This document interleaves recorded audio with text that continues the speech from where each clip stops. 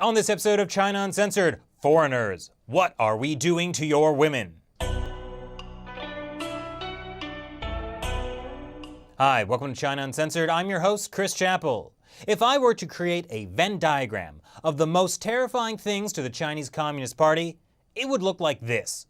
Foreign spies, who are also Tibetan Falun Gong pro-democracy lawyers. But at least when it comes to foreign spies, the Communist Party has a plan to stop them. That's why they've just celebrated China's first ever National Security Education Day.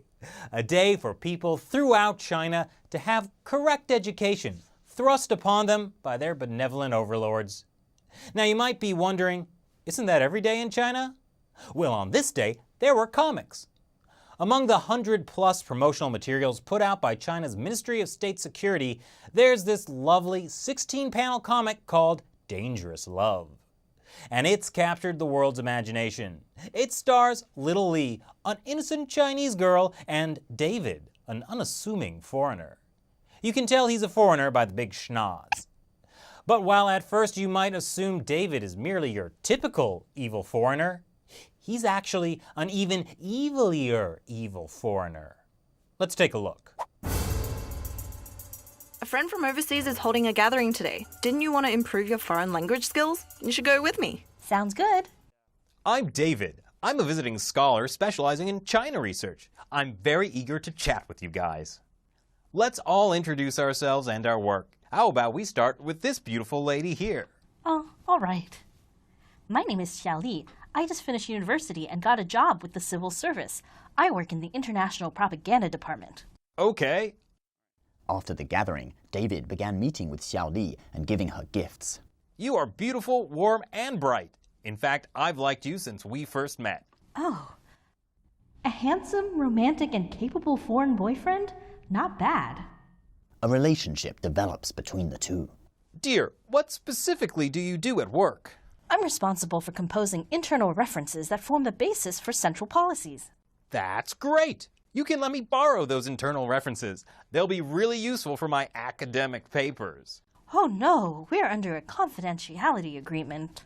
Dear, do you have to keep secrets from me? I just want to have a look for my research work. All right then. Here's a copy I made. Once you're done, give it back to me right away. Rest assured, my dear. What's going on? David hasn't called me and his phone is always off. You're Xiaoli, right? We're with the State Administration of National Security. Please come with us. Huh? What's the matter? David is an overseas spy who's in China to steal political and military information. We have already apprehended him. You provided him with these internal references, right? What? For a state employee, you show a very shallow understanding of secrecy. You are suspected of violating our national laws. I didn't know he was a spy. He used me. And then the last two panels describe how providing state secrets to foreign forces violates China's counter-espionage law, and you can be sentenced to 5 to 10 years in prison. Happy National Security Education Day! Okay, I can't in good conscience mock China's Ministry of State Security for their cheesy warning about foreign spies, without also mocking the FBI for their cheesy warning about being recruited by foreign spies. Did you know the FBI makes movies? I am an FBI agent! I know, man, isn't it wild? Unfortunately, nothing that good. But they have made a 30-minute after-school special type movie warning young Americans about the dangers of being recruited as a spy by the Chinese government, called Game of Pawns. Junior year in college, I got to live the dream. A year abroad in Shanghai, studying language and philosophy. 我很好，谢谢，妈妈。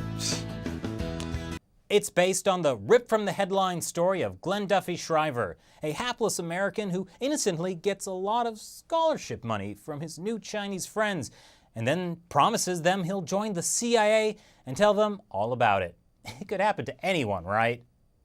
So China's intelligence agency isn't alone in using popular media to warn their citizens. But the Chinese Communist Party isn't just worried that their hapless citizens will accidentally leak state secrets.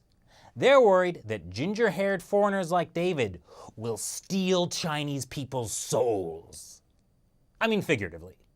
They don't want foreigners influencing the thoughts of the Chinese citizens they spent decades educating. For example, in this article, a Quartz reporter interviewed 24-year-old Mei Xu. She said her foreign boyfriend once declared that Mao is a dictator. She didn't like that because that makes Mao the equivalent of Adolf Hitler or Joseph Stalin, she explained.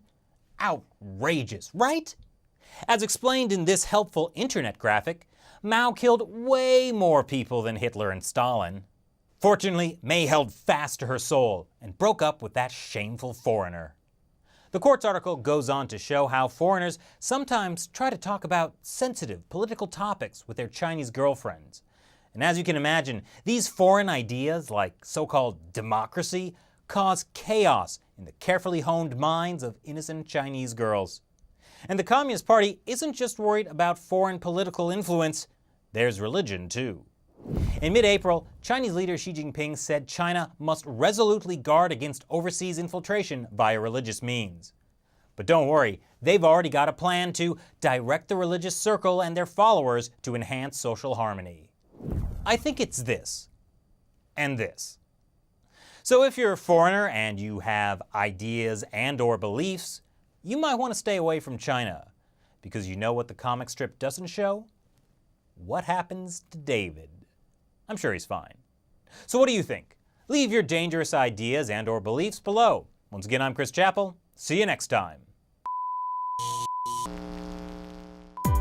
I really want to make her a Valley girl. Well, what if it's like, I'm David. I'm a visiting scholar specializing in China. I kind of like that. You're Xiao Li, right? We're with the State Administration of National Security. Please come with us. But the most recent atrocity to befall comic bookdom was the decision to change the Ancient One, a Tibetan male sorcerer in Doctor Strange, to a white woman in the upcoming movie.